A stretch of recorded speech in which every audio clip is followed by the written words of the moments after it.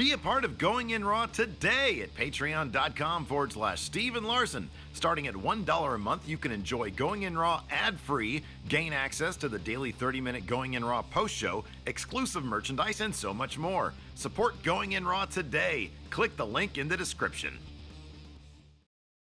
Boys and girls, this is the Undisputed Era. Adam Cole, Kyle O'Reilly, Roderick Strong, and you're listening to Going In Raw, baby. What's up, it's your girl Sasha Banks, the legit boss, and you're watching Going In Raw. You like that? This is Shayna Baszler, and you're watching Going In Raw. What's up? This is the most must-see WWE superstar of all time and his lovely, gorgeous wife, Carrie.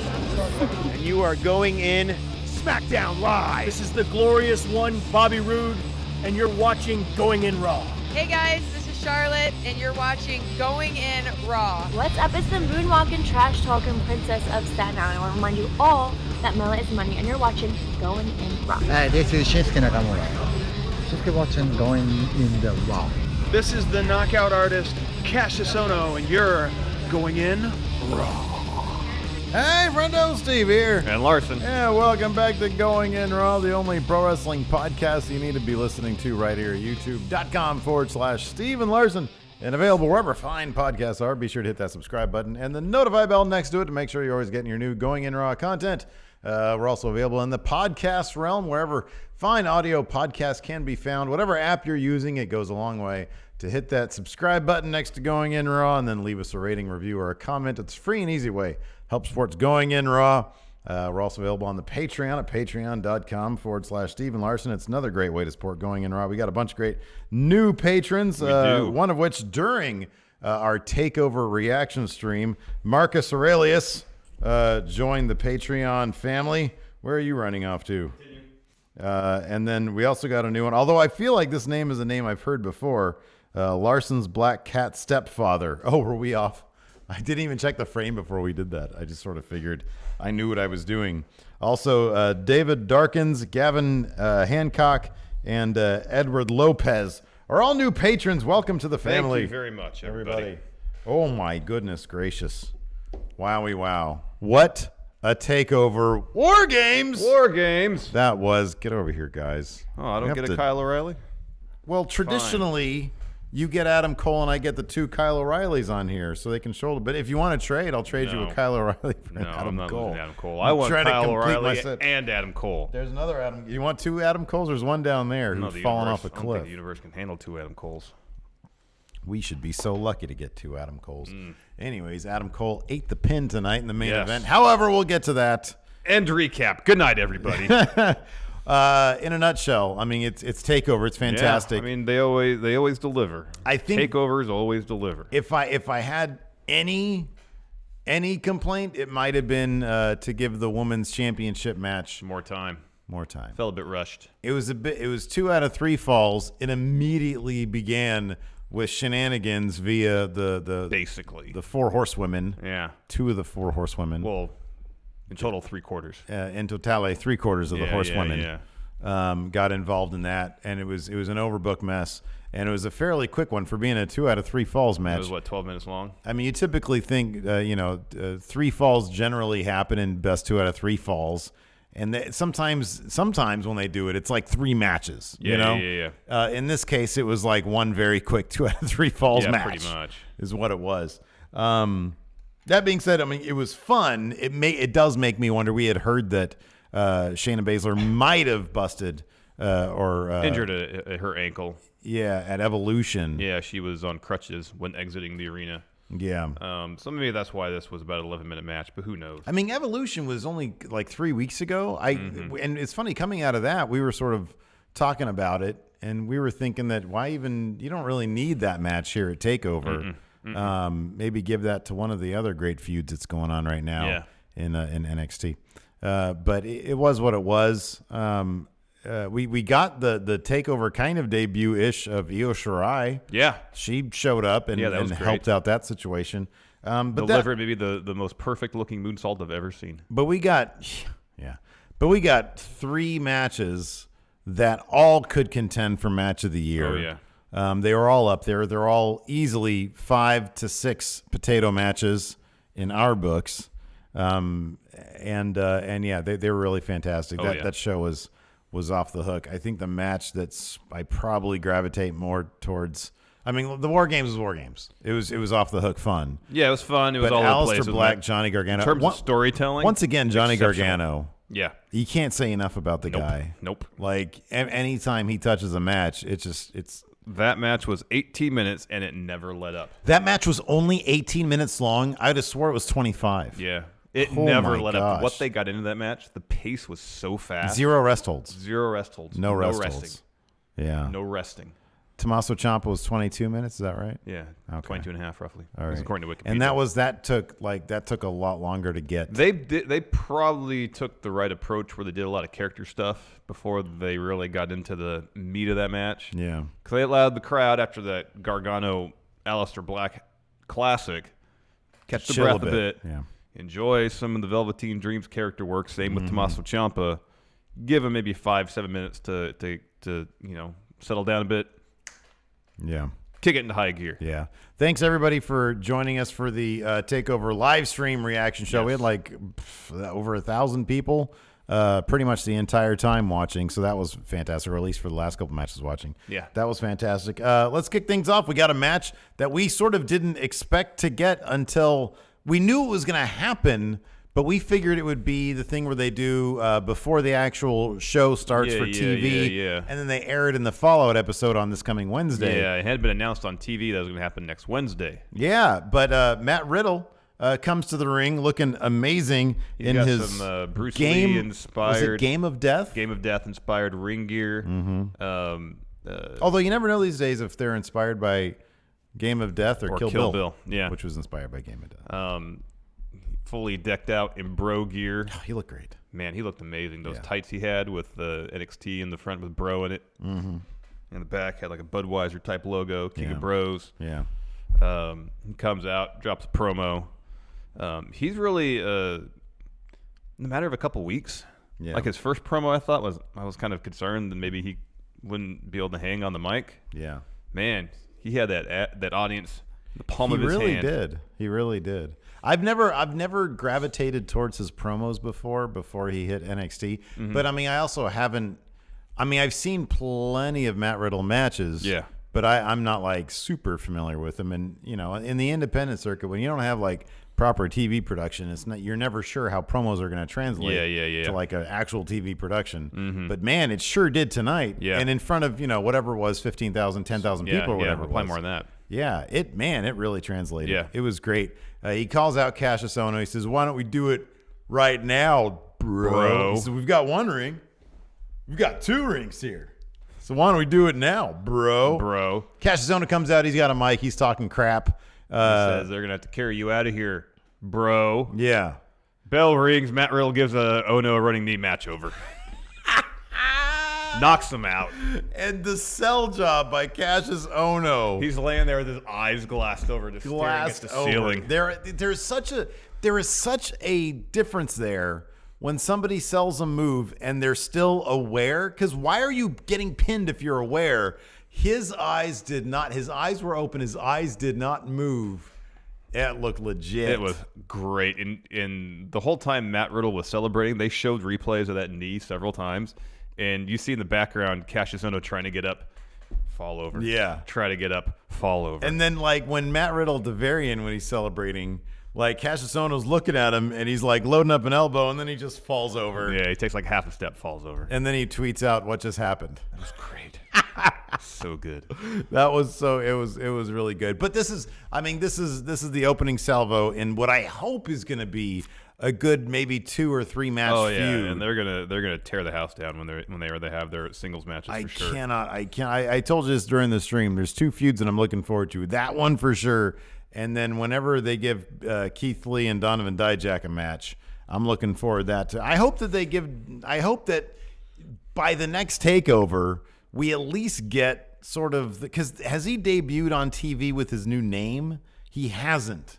I want that to happen because, I hear the guy is putting on some fantastic matches on the house show circuit. I want to see that. Same. I want to see that stuff. I want to see Top Notch put on some top-notch matches. Same here.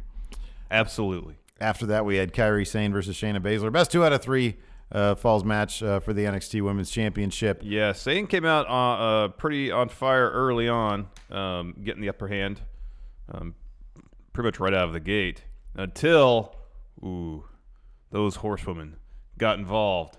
Jessamine Duke, Marina Shafir, they get out there. They beat up Kairi Sane, toss her back in the ring. Shayna puts the clutch on her. She taps out, and within a matter of like a minute and a half or 2 minutes, Shayna Baszler's already up 1-0. Isn't it funny how far, we mentioned this kind of during the stream too, how far Marina Shafir and Roderick Strong have both come as characters since that lovely documentary they did. Oh, there was like super baby faces in that thing. Extra, like she was super mom and he was crying about his family and I love him so much. Yeah. And now he's exactly. And she's like doling out punishment to Kairi Sane. Mm-hmm. So yeah, that was the story. They just kept on getting involved in that kind of stuff. I do wonder if Shayna's ankle, whatever's going on with her ankle, might have factored into that. I don't know. Yeah, I don't know if we'll ever know. I don't know. So after that first fall is in the books, Shayna, like pretty much right away, sinks in the clutch again. Kairi gets to the ropes. Shayna goes for a suplex onto the apron. Kairi reverses it into a nasty-looking DDT. Yeah. Oh, my God. A spike DDT on the apron. Holy crap. That looked amazing. And then she followed that up by taking out both Jessamine Duke and Marina Shafir. She gets the top rope. Insane elbow on all three of them. Yeah. She tosses Shayna back in the ring. Insane elbow on her. Gets the pin. Tied in one apiece. Yep. Kairi delivers 3 spears and 2 back fists to Shayna. Goes to the top rope for another insane elbow. Shayna gets up there, blocks it. They kind of scramble on the top rope a little bit. And then Kairi hits a sunset flip powerbomb when Shayna was going for like a gut wrench type suplex. Shayna kicks out at 2. Sane goes back up for the elbow, knocked off by the horsewoman. Outruns Dakota Kai and boots Jessamine Duke right in the face. Jessamine Duke ate that shoe. Yes. She knew what brand it was because of the taste. Yes. Oh, she just ate that. The thing that I love is that you were putting in your notes when you did it. You heard me mark out for it. And then when they did the replay, you chuckled and said, oh, God. Yeah. Because that was she ate a boot. So that happens, but then the Shafir and Duke get the upper hand. And then Io Shirai runs out. Does the most perfect-looking moonsault I've ever seen. It was immaculate. Off the top rope. It was onto Jessamine Duke, Marina Shafir, and Dakota Kai. All the while, Sane is selling. Shayna's selling. Sane goes the top rope, goes for the elbow. Shayna kind of moves a little bit out of the way, grabs the arm, rolls Kairi over, gets the pin. Shayna retains, winning 2-1. Yeah. Hard to know if we're gonna know more about this. Maybe at Survivor Series tomorrow, if we get some horsewomen stuff happening, or if this is going to continue with sort of Kairi's new pseudo faction, pseudo alliances here with Io and the friends, Dakota Kai, friends. Cool that Dakota Kai is kind of pulling double duty. Yeah, she's like the Pete Dunne of the NXT and NXT UK. Yeah. That's kind of neat. I'm glad that they just didn't sort of, okay, we're done with you. Now you're going. That's cool. She's got like a thing going on. Yeah. So that's neat.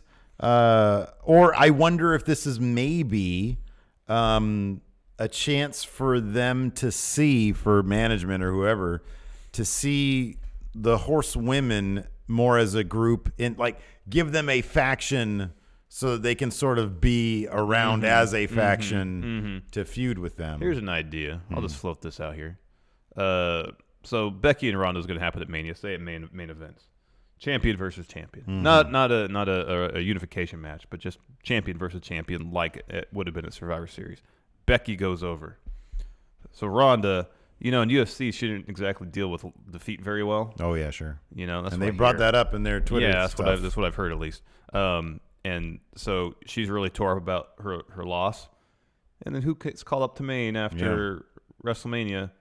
Her friend, Shayna Baszler. Her friend. And tries to woo her. Yeah. Say, hey, let me help you. Yeah. Come on. Yeah. And then you start using that to build towards at SummerSlam, horsewoman versus horsewoman. Mm-hmm.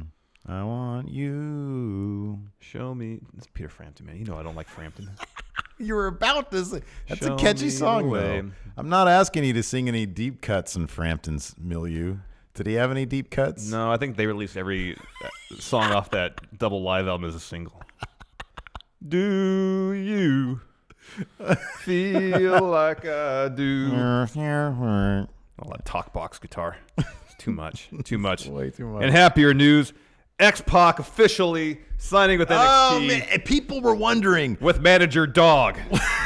Larson, who is going to be in the crowd this time for TakeOver? What new, fresh, young signee? I'll tell you who. X-Pac! X-Pac! X-Pac with manager Dog. Companion Dog. Companion Dog. Oh, man, the stress is gone because of Companion Dog. Yes. Dogs are the best thing. They have their own show on Netflix talking about how great they are. X-Pac's here in NXT. I can't wait to see his... Hey, you know what, man? All jokes aside, I honestly, legitimately do not like using the term X-Pac heat anymore. I really don't. That dude was on a one-way path to literal death. Yeah. By his own admission. Yes. He turned it around. He looks great for a guy for what he's been through. Yeah. And he's got his own podcast, and he still wrestles. Good for X-Pac. Yeah. That's fantastic. It is That's fantastic. so great. It is fantastic. So, for someone who, I guess I could say pretty safely that neither of us were fans of his. Sure, yeah, no. Right now, it's hard not to root for the guy. It seriously, it's absolutely. hard not to root for him. It really. And it's funny because see him bounce back as well. The funny thing is, like, you go back and like there are totally episodes of back in the Attitude Era. Like when he did the stuff with Kane, he was super over. Like that grouping was over. I know. It's just the X Factor stuff, and then he would do this stuff way too much. It was a bit much. Yeah. But like you said, it's hard not to root for the guy now. You know, good for him. Yeah, Dragon Reborn here says, "Per that dog relieves the X-Pac heat." Yeah. Let's not call it X-Pac heat anymore. No. I always like the term "go away heat." Yeah, that's just sort of better because it's what you want. It's a little more general too. More literal. Go away. Yeah, it is. General and literal at the same time. Exactly. Not so specific to X-Pac. Anyways, next match, probably my match of the night: Johnny Gargano versus Aleister Black. God, this is Aleister's best match. Easily, it is hands right. Down. Hands down. Holy crap! So this match went like 18 plus minutes, as you mentioned earlier. Never let up. No. Never let up. Zero rest holds. Zero rest holds. No like the milling first about. half of the match, I could not write any notes because everything was happening so quickly. Up until the suicide dive DDT that Gargano did. to the outside, yeah. I could not write any notes because it was so It's fast. like finally they're down. They have to sell that fantastic spot. You can turn and start writing some notes. Yeah. But up before that, it was just great. A lot of it was so strike heavy. Of course, you expect that from Aleister Black, but Johnny was coming in. He's got his Punisher-inspired gear. He was like, giving high fives to kids along the ramp. At the same time, he had this kind of like a sneer with a smirk on his face. He was like arrogant and also kind of a prick. He was prickish because he was he thinks he's so good. Yeah. But by thinking so highly of how heroic he is, he's so delusional. Yeah. That he's a jerk. Yeah. He is a jerk. I love the idea that he's still gonna high five fans, but he's a dick. I love that aspect. I don't like when heels like, oh, I'm just not gonna like you, so I don't like you. Yeah. No, man, there's a little kid, high five, yeah, here you go, but now I'm a dick. No, I love all that stuff. And I thought it was so interesting because the match that followed it was like 10 minutes of character stuff before they really got into the meat of the match. Yeah. This had plenty of character stuff from the get. Yes.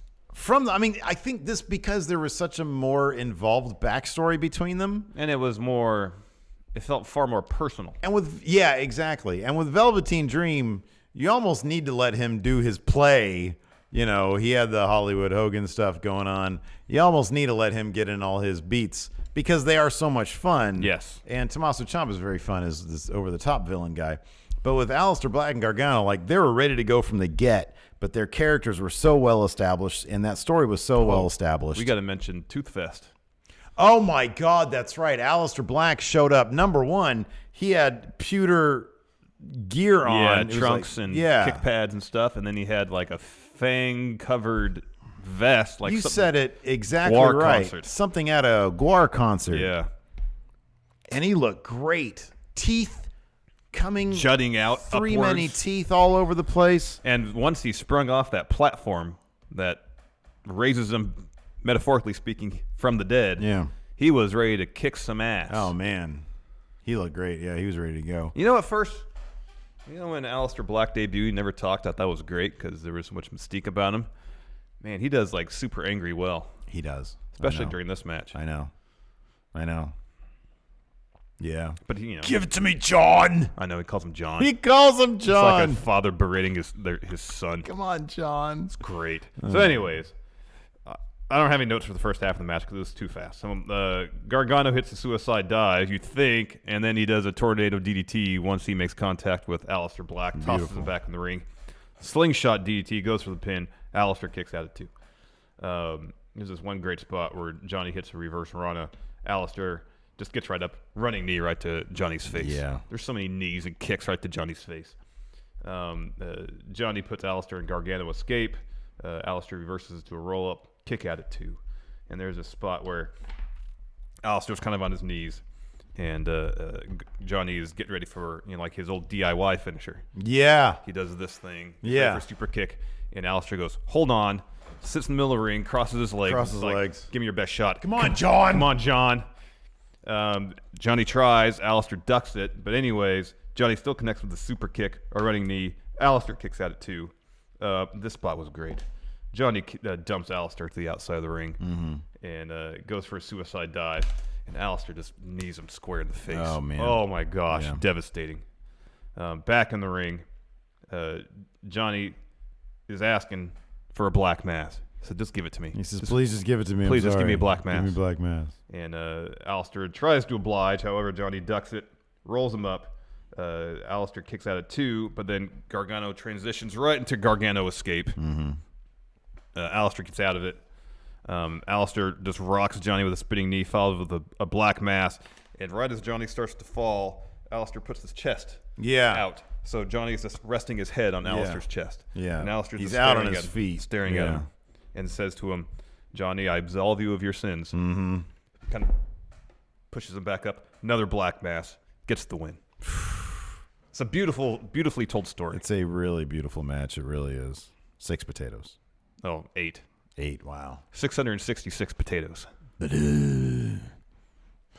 How many teeth does this match get? 3 many. How many teeth do you think are on that vest? 3 many. 18 many. 18 many. Just a fantastic match. And I'm guessing this will...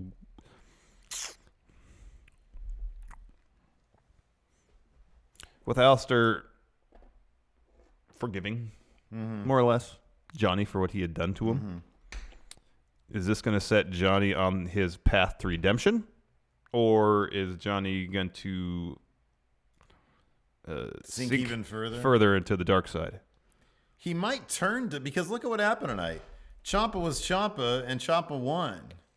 Johnny tried to be, so maybe he's going to try. Johnny was trying to be Champa, literally down to doing the running knee after the super kick. Yeah. I mean, I could maybe see a heel DIY alliance where Johnny's trying to understand, because Champa, especially on social media, has been all over it. Yeah. Saying, maybe. Yeah, he's been the Emperor Palpatine in this whole situation. Yeah, maybe Gargano's going to come to him on his hands and knees and say, teach me your ways, I now understand why you've done what you've done. Now I want to know about that. And then that could lead to another split. I don't know. I legitimately don't know. I don't know. I could see Aleister Black getting that title back, but I don't know, man. Maybe not. I feel like the end game still has to be Johnny helping Aleister get that title back.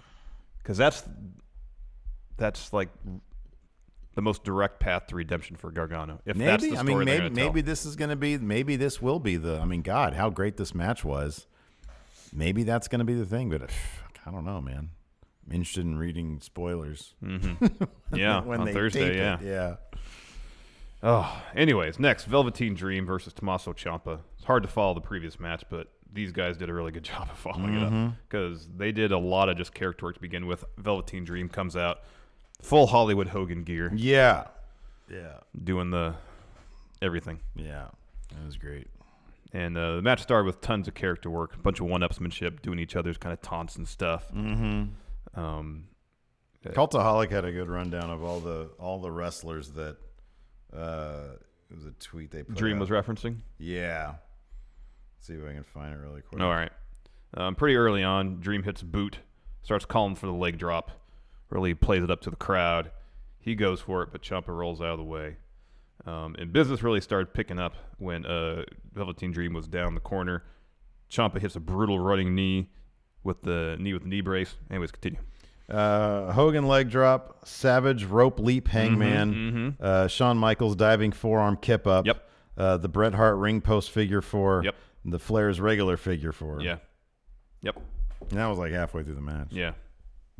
And then after Ciampa hits that running knee, takes Dream to the outside, puts him on the announce table, another running knee, and then and then of course he does the Rick Rude stuff also. Yeah. That's how he kind of got the advantage for a bit after a really nasty looking Rude Awakening. That Rude Awakening, it looked like they were not on the same page with that. Yeah, the timing. Sometimes it's like slower than other times. Like the Rude Awakening is a bit more deliberate. Yes. As opposed to like a regular neck breaker. Yeah.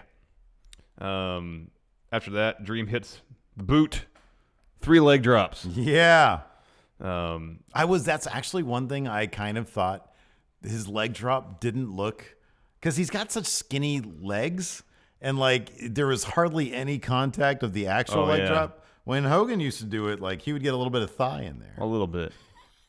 It's such a stupid qualm because it's such a stupid move. It is.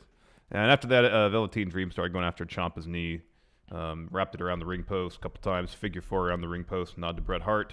And then Ciampa's tapping. Yeah. But it's an illegal move. Very briefly he taps, yeah. It's a legal move.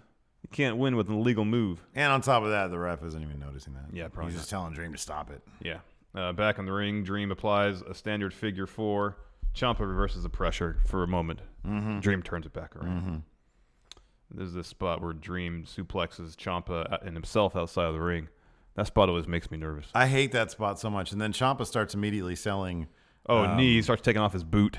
To relieve the pressure from the knee. Is that a real thing? I don't think so.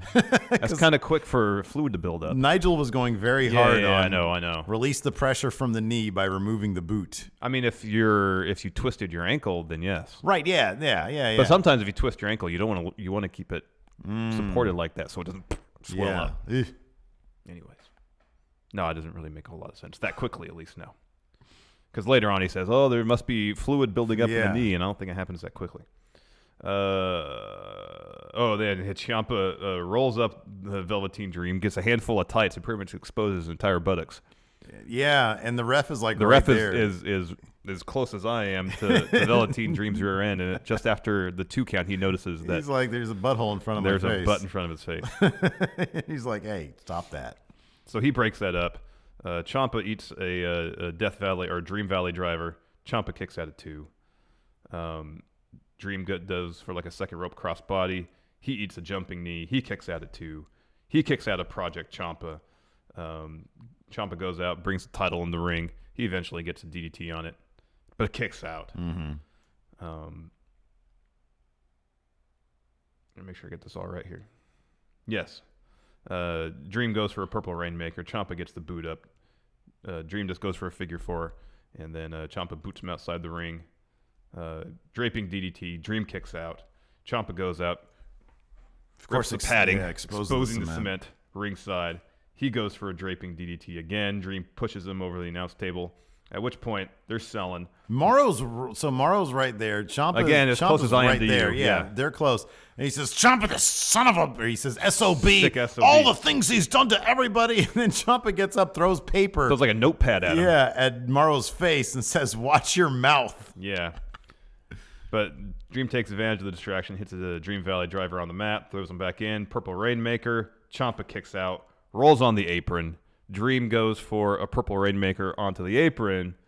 Ciampa gets out of the way. Dream hits hard on the mats below. Ciampa takes him into the corrugated steel kind of partition in between that keeps the the two rings rings together, so there's no gap there. Draping DDT on that, rolls him back, gets the win. Great match. Great stuff. Oh, just a fantastic match. Just a really, really good match. And it's funny because it's so hard to follow up the Aleister Black Gargano match, but they totally pulled it off. Totally and you're did. right. It's all help the pacing stuff, you know? Yeah. It's like you let the crowd get back into it with the character work sort of slow at the beginning, then you get back into it. Yeah, absolutely fantastic match. Yeah, totally. It's scary to think what Velveteen Dream's going to be like 10 years from now when he's like in I his know. early 30s. I know, when he's in his prime. Yeah. I know. All these great matches he's having right now with just fantastic competitors. Mm-hmm. Which brings us to War Games. War Games. Sorry. So who was the first in the match? Adam Cole and Ricochet. Yeah. Adam Cole, baby. Mirroring the ongoing feud over that North American title. So they start off first 5 minutes, I think it is. Yeah. It's every 5 minutes. They do the thing. Well, the first 5 minutes is the first two competitors, and the 3 minutes thereafter. Okay, yeah. They had a full screen list of rules. It was just way too much. There's a lot of text. Just do the match. We can figure it out. Yeah, we'll piece it all together. Yeah. So Wrestling they brawl for about 5 minutes. Kyle O'Reilly comes in. More brawling. Of course, Undisputed Era has the upper hand because it's 2-on-1. Pete Dunne is about to get out of the cage, and Hansen pushes him aside, pushes him back in the cage, and rushes out. Because that worked really well last week. I know. When they were fighting for the advantage. Yeah. Hansen. But the numbers are even. Roderick Strong's next. He comes in the ring immediately, starts destroying Ricochet with a bevy. A litany of backbreakers. Oh, man. He was ragdolling Ricochet. Yeah, it was like 3 in a row where he kind of gets him under the arm and does it, and does one where it was devastating. That was great. And then Olympic Slam for Hansen from Roderick Strong. Time for not Undisputed Era team to get another entrant into the match. Ray Rowe pushes aside Pete Dunne, runs into the ring. I don't like all this Pete Dunne getting pushed aside, so especially given how he's that dude was basically like MVP of the match. Yeah, but he's got like a legit foot injury, man. He's limping around pretty bad. That spot with Ray Rowe, he does the power bomb, power slam combo on O'Reilly and Strong. That was great. Gosh, that was great. Bobby Fish enters, and first thing he does is he takes the padlock off his cage, goes over and locks Peter Dunne in his cage. And he takes the key, teases him, then throws it to the audience. Yeah. Here's the thing, Steve. Okay. There's like 5 referees hanging out in the ramp. A whole army of refs. Why did it take them 3 minutes to try to bother fighting some bolt cutters somewhere? Here's the thing. As soon as Bob Fish locks that padlock, throws key to the audience, there should be someone going backstage looking for that bolt cutter right away. It wouldn't have bothered me so much had, when it was time for Peter Dunne to come in, Drake, the referee, unlocks the original padlock and then tries it with the other one and says, it doesn't work. Of course it doesn't work. Of course it doesn't work. If it worked, then there's no point to having padlocks. Exactly. It's a master lock, not a master key. If I know you have something cool in your shed and it's got a padlock on it, I can't just figure out what type of padlock it is. Go down to Walmart, get the same one, and use that key on your padlock. It doesn't work that way. They're different. They're locks. For a reason, to keep your stuff safe. That's why you use a lock. So that aspect of it, waiting 3 minutes to try the key, like if they had been sitting there trying to figure out like how to get the padlock off for that time, exactly, then that would have made sense. And then I don't know how to effectively tell that particular story, to be honest with you. Because I think it's simple as, so Bobby Fish does that, throws the key in the audience. He runs to that ring. He gets chairs out from under the ring with Undisputed Era logos on them, hands about the member of Undisputed Era. They start beating on everybody. While that's going on, while people are selling, you just do a quick shot of them, the refs try to figure something out. Yeah. Back to the ring. Looking around, like seeing if they can do a bolt over here. Back to the ring over there. Over here. Back out to the ramp. Someone runs out with bolt cutters. They have the cutters on the chain. Back to the ring for a little bit, and then back clip. Yeah. Done. Yeah. So when the time comes up, runs off the clock, Drake can use the key that actually works with the lock that's on that cage. Yeah. And Peter Dunne get in the match. Yeah. Doesn't make any sense. No, it doesn't. It really doesn't make any sense. So back in the ring, though, Roderick Strong, he does like a Uranagi on Ray Rowe through a chair. Pete Dunne finally gets out of his cage. He goes around the ring, grabs a bunch of kendo sticks, a few garbage cans, some tables. And it's just mayhem. Again, Pete Dunne, he's the guy who becomes the MVP by introducing all sorts of great weapons and whatnot, using creativity. Yes. Not Hansen.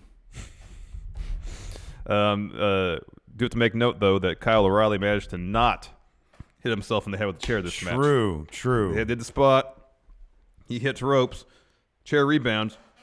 He gets out of the way. Very smart. However, he turns around, eats a boot on the chair from Hanson. He just needs to ease up on the chairs next year. There is a spot where Kyle O'Reilly was kind of fumbling around with the chain.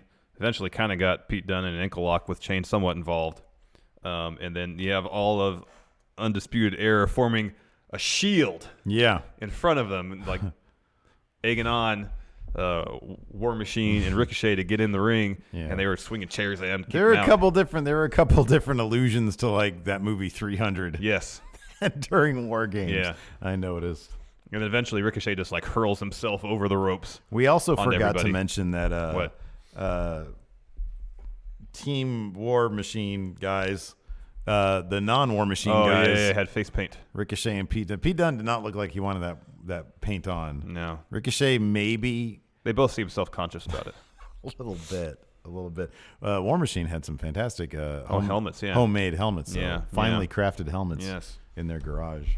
So eventually, though, Ricochet launches himself over both ropes, sets the ropes into Undisputed Era. Mm-hmm. Eventually, Pete Dunne gets out of the hold. Bobby Fish spears Ray Rowe through. There's that one spot where it looked like Bobby Fish may hurt his knee again. Oh yeah, where he kind of got his legs taken out from under him. Yeah, and he was man, limping around on his injured knee. War Games probably isn't the best idea to have your first match back after. No, it isn't. I mean, there was still a good 30 minutes left in the match, and he seemed okay, but you never know. Yeah, like, these guys are tough. Exactly. After that, Hanson splashed through Kyle. He did. So he gets him on the top rope, kind of walks out on the top rope a little bit, and then jumps from that ring into the opposite ring. Yeah, that was crazy. Putting Kyle through a table. Yeah. Goes for the pin. Roderick Strong breaks up with a garbage can. And then Adam Cole decides it's time to go climb to the top of the cage. As does Ricochet. Yep, shortly thereafter. And they're up there punching each other and brawling a little bit, and Pete Dunne gets involved, and Roderick Strong gets involved. Well, they start to try to push Ricochet off the cage, because if he gets out of the cage, then they lose. Yes. Is that what they said? Yes. If you if you flee the cage, your team loses. Okay. And then so eventually you got like everybody involved, save for Ricochet in the match, involved in essentially just superplexing Adam Cole off the top of the cage. Yeah. And the last little bit of it was Hanson with Kyle O'Reilly on his back. That was Bobby Fish on his back. Yeah, Bobby Fish on his back.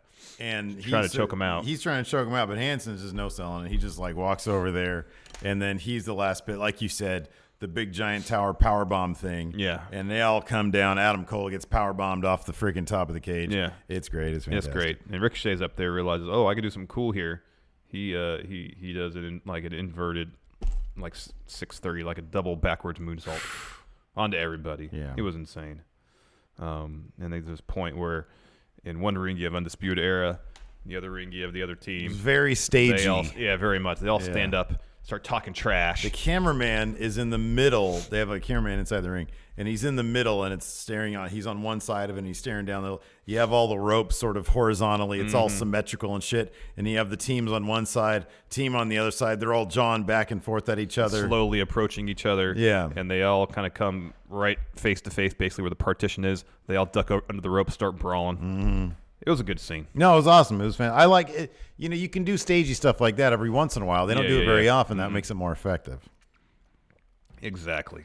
Shortly thereafter, War Raiders hit Fallout, and then immediately Ray Rose pulled off the pin and eats like the high-low combo that not Redragon now, but O'Reilly and Roderick Strong do. Mm-hmm. Cole reversed a bitter end into a DDT, hits OG last shot. Yeah. Last shot. Then 2.0.